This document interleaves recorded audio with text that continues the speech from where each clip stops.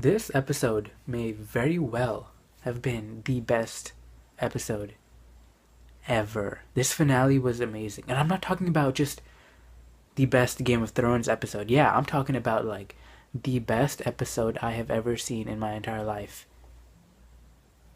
In TV, for TV in general. I'm talking about all TV shows. This episode was amazing.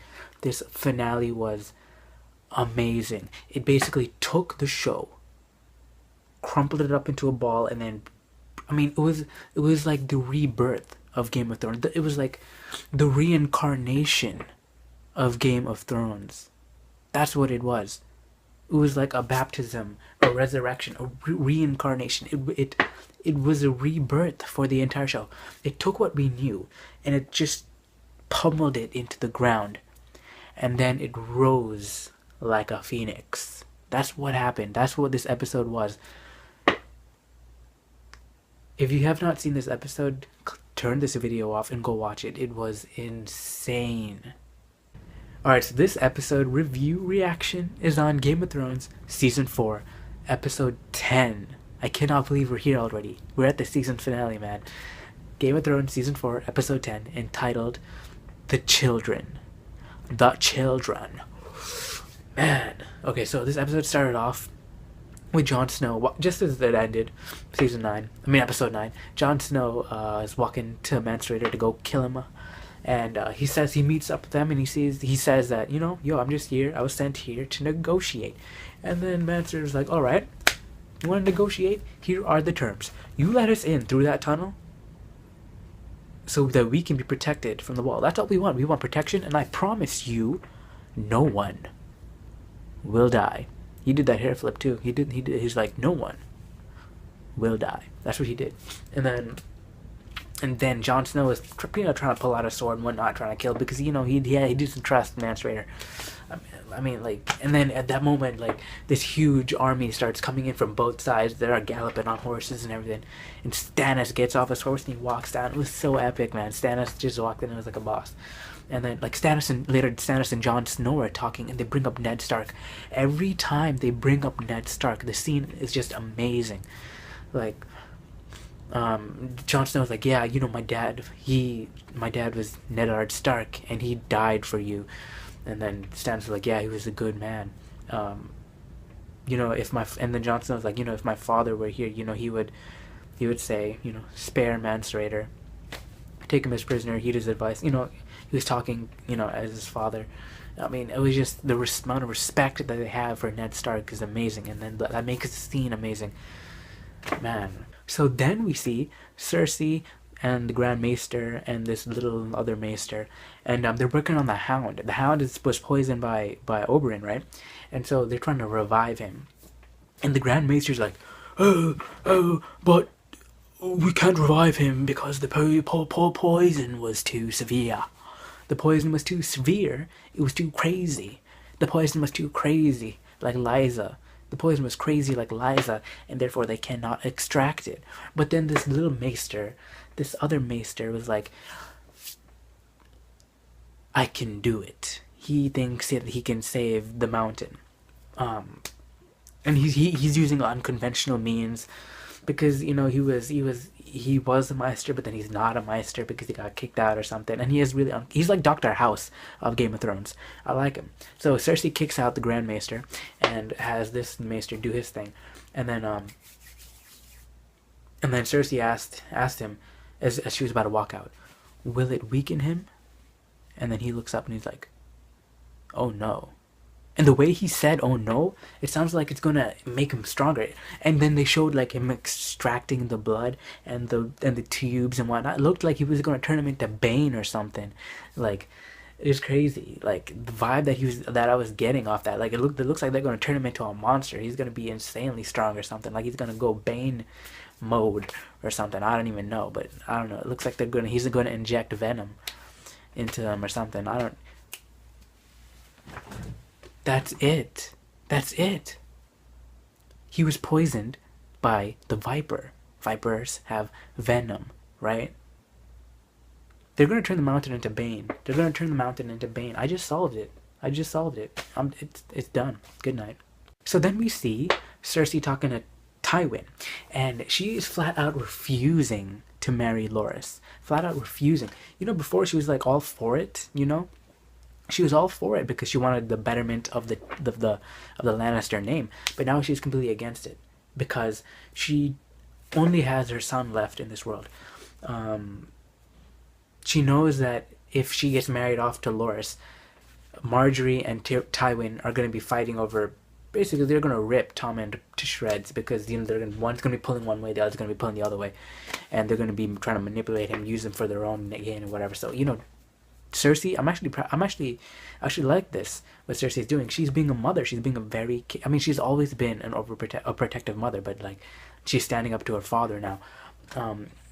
Yeah, she's willing to risk everything to protect Tommen, and that's cool. That's cool. She's refusing. She's like. She is basically pushing her father away because she knows that her son is more important to her, and that's crazy. That's crazy. And then when she flat out refused, Tywin was like, no, wait, what are you saying? No, what are you gonna do? What you gonna do? You're marrying Loras. And then that's when Cersei brought out the big guns. She's like, you know what? I'm gonna tell the world our secret.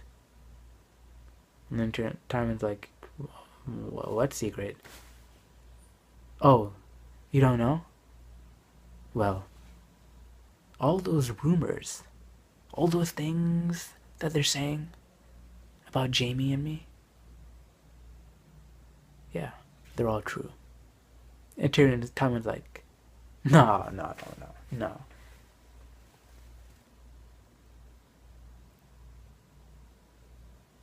Yeah, they are. And that just like, and she just walked off. Like, she basically said that she flat out told Tywin that, yeah, Jaime and me are together, bruh. Me and Jaime are together. And guess what? That kid that was on the throne? What was that kid's name? I even forgot that kid's name. What? Joffrey? Yeah, he was our son. Tommen? Yeah, he was our son too. What you gonna do, bro? What you gonna do? I'm not marrying Loras. Then she goes off, finds Jaime, and says, yo, I told our dad, I told Tywin that about us, you know. That's it. Bam, straight, start kissing, making out. She said, okay, she pushed Tyrion away. Tyrion is gone. Tyrion is nothing to her. Now Tywin is nothing to her. It's now there's only two people. Actually, there's only one person, Tommen. I think she's using Jaime to get what she needs. She said that, you know, it's just Tommen and Jaime. That's all she has. That's all she wants. That's all she needs, right? And then so they start making out and whatnot. Then they start having sex on the table. But I mean, like, I feel like she's really using Jaime. I feel like she's using Jaime, and Jaime's just getting played. That's what I feel. Oh, Danny. Daenerys is having a hard time, man. Daenerys is having a hard time. There's this guy, the older guy who came in, and he's like, yo, I want to be sold back into slavery. And she's like, wait, what? I just freed you people. Why do you want to go back into slavery?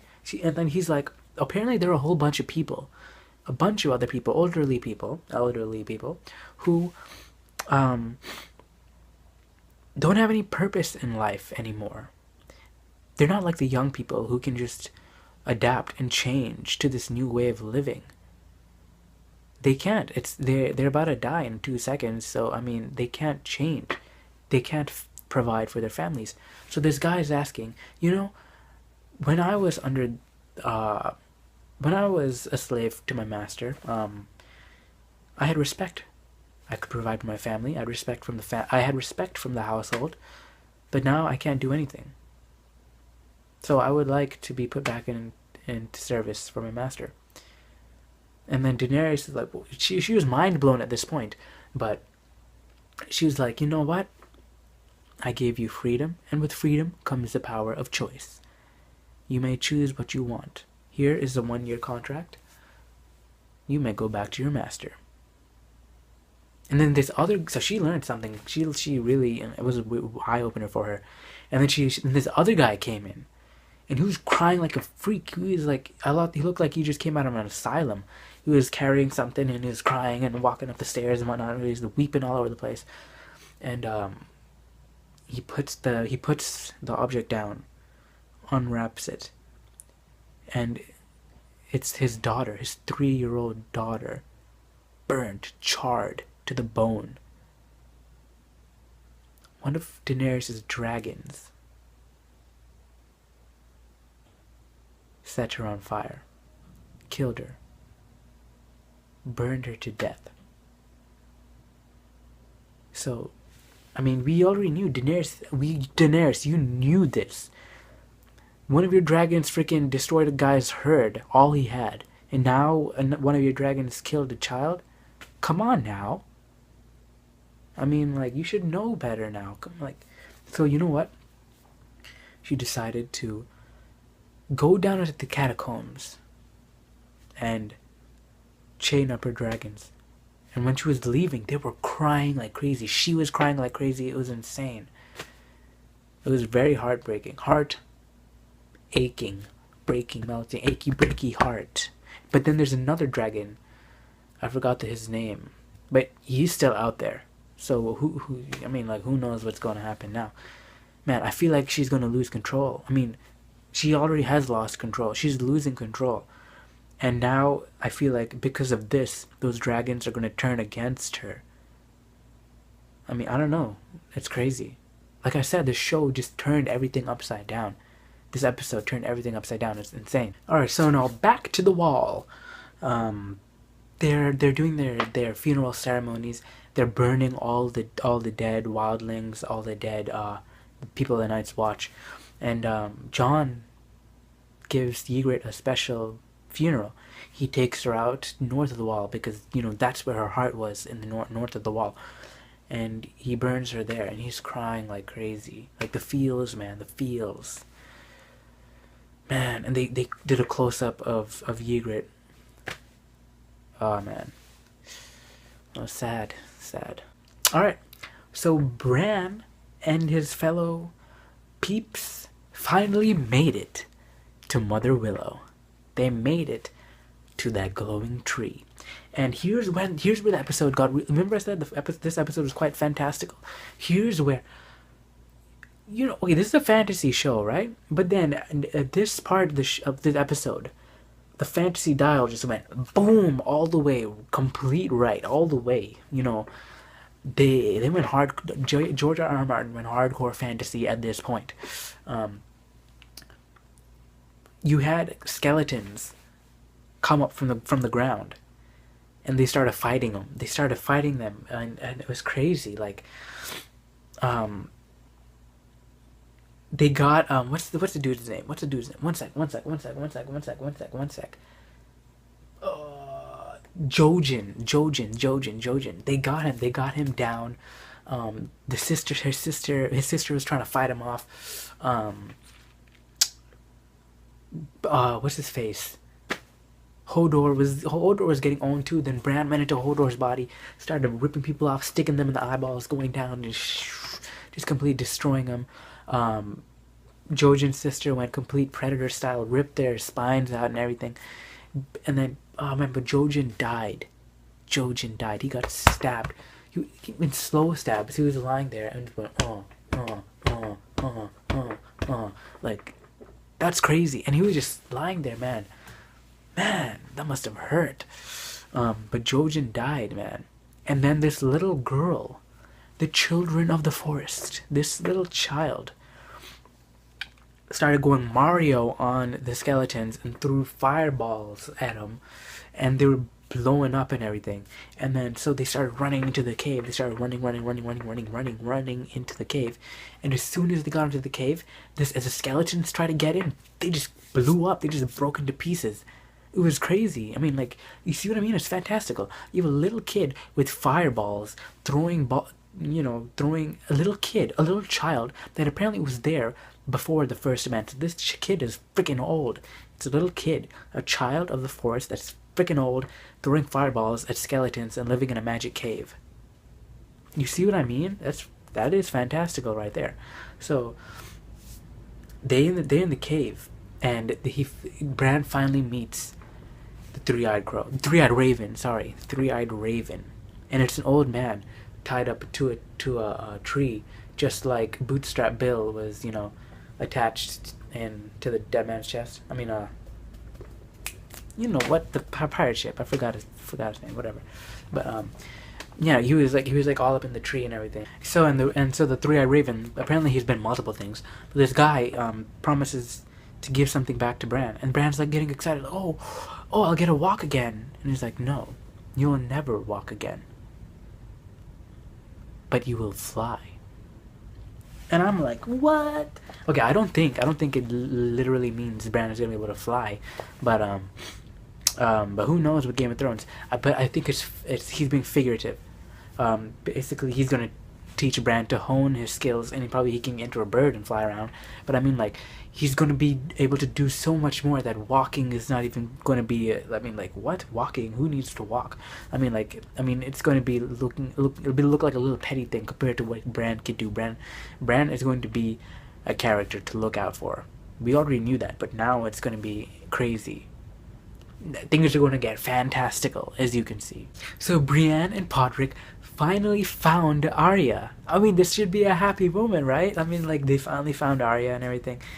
And they see Arya, and they're like, oh, I mean, they don't really know who that is. And I mean, they find her, and then the Hound comes out, and Podrick recognizes the Hound. And so, like, oh my gosh, it's Arya, hey, we've been looking for you. This was supposed to be a happy moment. But then they're like, but Arya's like, who are you? Oh, I'm Brienne. I promised your mom that I'd come and find you and protect you. And then Arya's like, well, my mom's dead. I'm not going anywhere with you. And the Hound's like, hey, is that Lannister gold you have on your sword? Oh, it's a Valyrian steel sword, huh? Who are you? Who are you really, huh? This is my girl. I'm protecting her. Oh, you're protecting her, huh? Well, I swore to her mom that I'm going to protect her. This was just a little I can't believe it, man. This was just a little misunderstanding. And those two started fighting. Brienne's huge, man. Brienne is like the size of the Hound. They started fighting. I mean, they had epic music in the background. I thought this was just going to be like a cool fight. They started fighting, and the landscape scenes, them going down, they're fighting, cool scenes, really epic fighting. And Brienne and Podrick are running to them, just to see the fight. It's just a cool thing. And then Brienne gets the Hound down, and he's like, I have no interest in killing you, sir. And he's like, I'm not a sir. And grabs the sword, and that's when things started to go crazy. I thought like, I'm not interested in killing you, sir. Then Podrick is gonna come in, he's gonna explain the situation, what's going on, because no one really wants to get anyone killed right here. They're all on the same side, essentially. They just want to protect Arya and Sansa. I mean, if they just sat down and talked for a little bit, none of this would have happened. Brienne ended up throwing the Hound off a cliff. She was screaming, pounding him in the face, pummeling him down, and threw him off a cliff.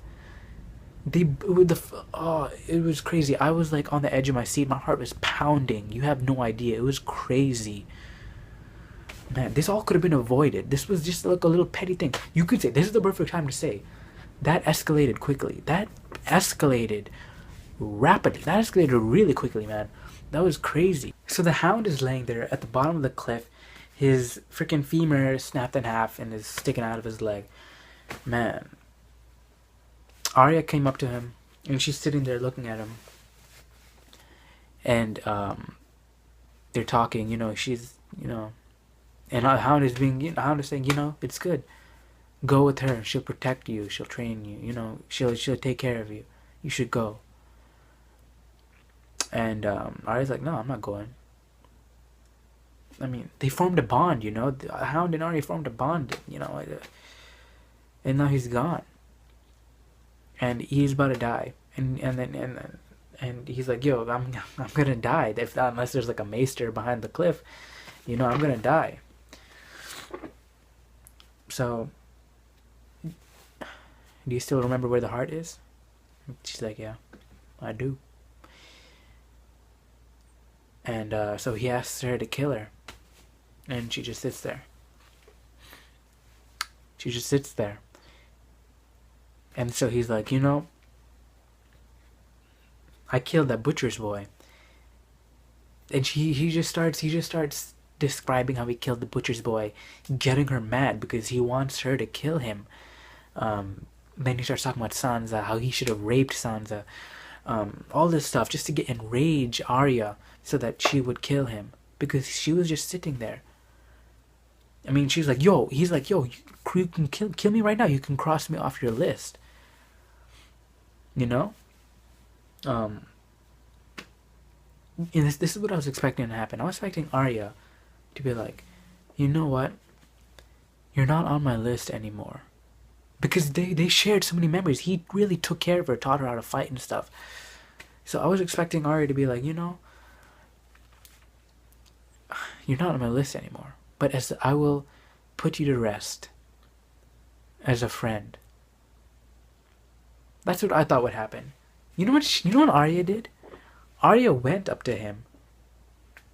Instead of stabbing him through the heart, took his wallet and walked off. She robbed him and walked off. Man, Arya, what the freak is wrong with you?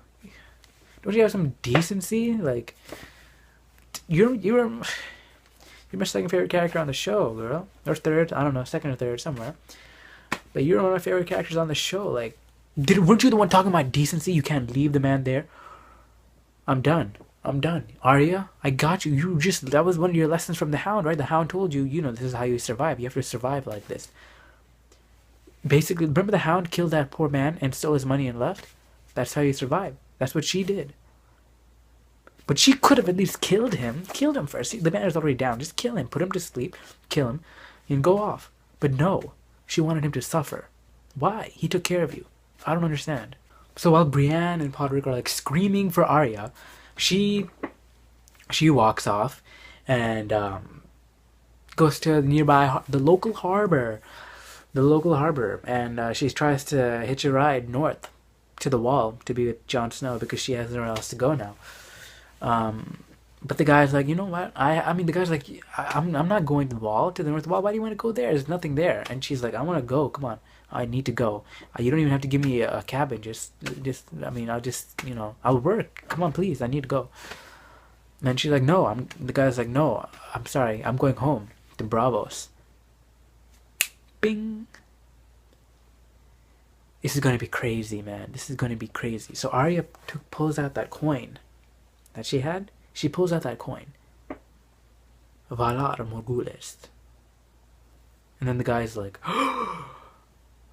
you can have a cabin. I'll serve you food every day, personally. I mean, like, his attitude just completely changed. I mean, he bowed to her and all this whatnot stuff. I mean, like, so Arya is going to Braavos. And she's going to find that guy, that shape-shifting guy. I'm telling you, Arya's going to learn those techniques. She is going to turn to Ned Stark. She is going to take the throne, and Ned Stark is going to be king as Arya. I'm telling you, that's what's going to happen. I mean, look how fantastical the show has gotten. Can someone please tell me, like, that I'm wrong? I mean, like, I am wrong, but I mean, what are the chances? They're pretty high. Come in Game of Thrones standards. Anything is possible. Alright. But I mean, that's crazy. Arya is going to Braavos. That's what I've been hoping for since the time her and that shapeshifter last talked. When he left, I've been hoping for that she goes to Braavos to get trained. Now it's happening. It's gonna be crazy. Okay, and then this is when the episode got even crazier. Alright, so we're with Tyrion right now in the cell. Jaime comes in, right? And she's like, yo, Tyrion, get up. We're gonna escape. We're gonna get you out. Varys is up there. Varys? I thought he was. Whoa. Yeah, Varys is up there. Just you gotta go through here, and come out through the hatch door, and he's gonna be waiting there by the door. Yeah, just go, and then you're gonna escape. And he's like, oh, thank you, brother. They're hugging, whatnot, lovey-dovey scene. I mean, Jamie's a nice guy. Jamie's a nice guy. And so I'm like, oh, wow, cool. You know, okay, so Varys really didn't forget, you know, and he did remember. He remembered all that Tyrion did. Yeah, so Tyrion's, you know, very grateful and everything. He climbs up. And he's walking to the door. He passes by Tywin's chambers. And he peers in. And he sees someone laying on the bed. He recognizes that leg. And so he walks closer. And then he hears something. He hears something. Is that you, Tywin, my lion? Shay. You know, Shay was my favorite female character on this entire show. I was hoping she was being persuaded, or she was being forced, something, you know, there was some external influence making her do what she was doing. That's not the case. She was sleeping with Tywin. And as soon as she saw Tyrion, what happened? She jumps on him and tries to kill him with a knife. As soon as she saw him. And you can see the pain in Tyrion's eyes. And he's just trying to escape. He's trying to escape and push her away and everything. And he gets off the bed and he chokes her. He strangles her to death. Do you know how horrible that is? Do you know? Can you imagine how that feels to strangle the woman you love? Man, that's crazy. You could just see the pain on Tyrion's face. It's insane. Alright, so then Tyrion sees a crossbow on the wall. He goes up to it, picks it up, takes a couple arrows, and then he walks off to the bathroom. No, he's not taking a piss. No, he's not.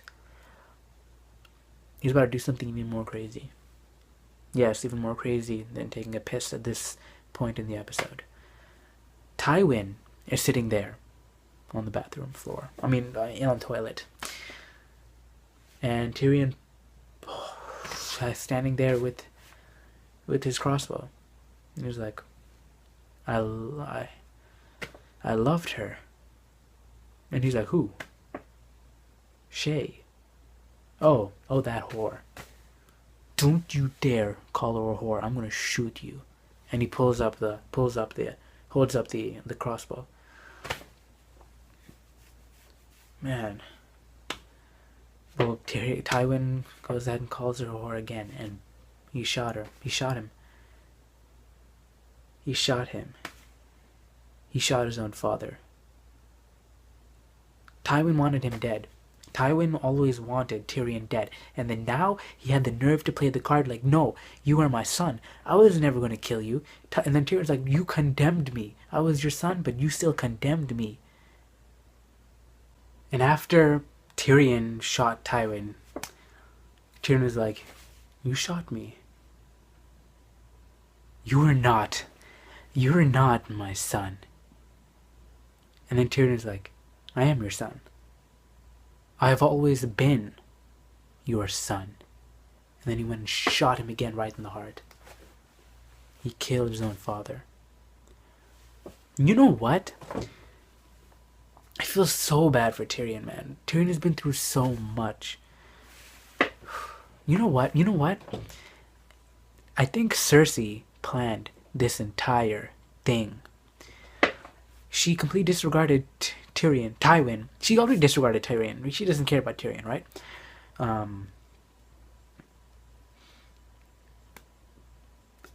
Tywin is more important than Tyrion, right?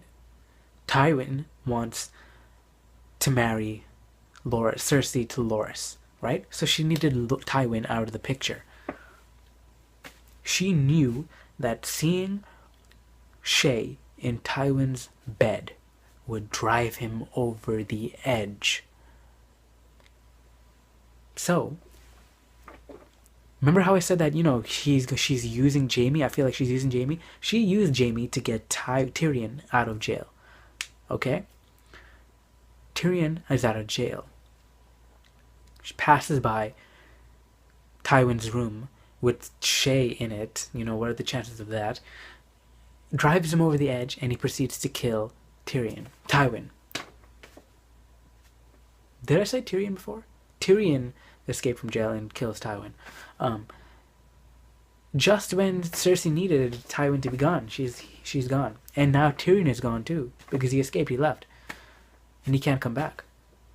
So Cersei got both the people that she needed out, gone. I feel like Cersei organized this entire thing.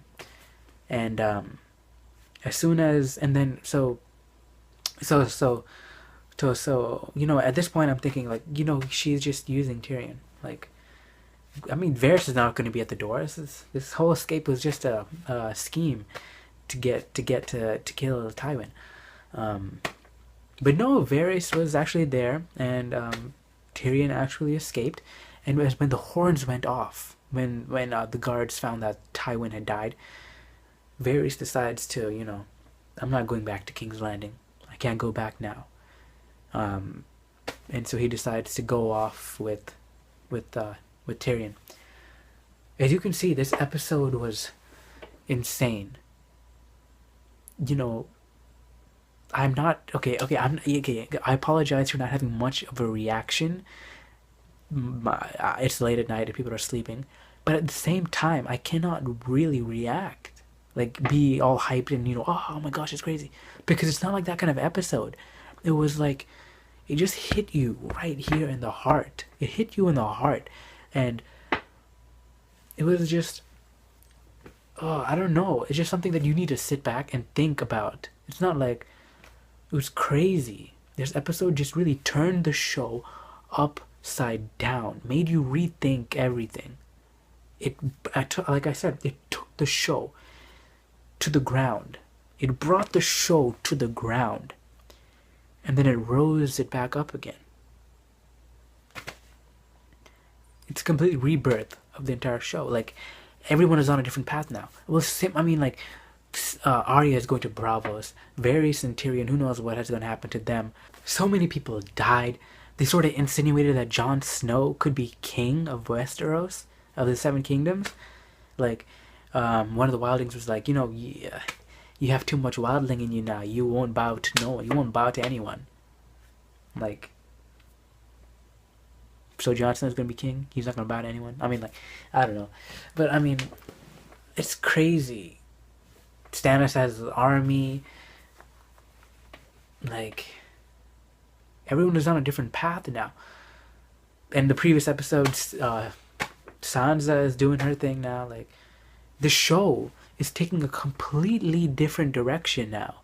All the characters have reached a point in their lives where they are about to take this journey to forward their lives. And it's going to change the entire show. They all have just made a huge decision, and they're about to act on that decision. Some have already acted on that decision, and some are on that journey as we speak. But this episode really was insane. It was amazing. I give it a 5 out of 5 stars. This episode was unbelievably amazing. I'm not even hyping it. I'm not even exaggerating. It was that good. It was that good. I'm speechless. I don't even know how I did this review. Like, I'm speechless. Like, I don't even know. I mean, it's crazy. It was crazy. Man. But yeah, let me know down in the comment section what you guys thought about this episode. I really want to know what you guys think, because it blew my mind. It really blew my mind. It blew me away. It was very, very well done. And, you know, you be sure to check out my other videos, and I shall see you guys later. Goodbye.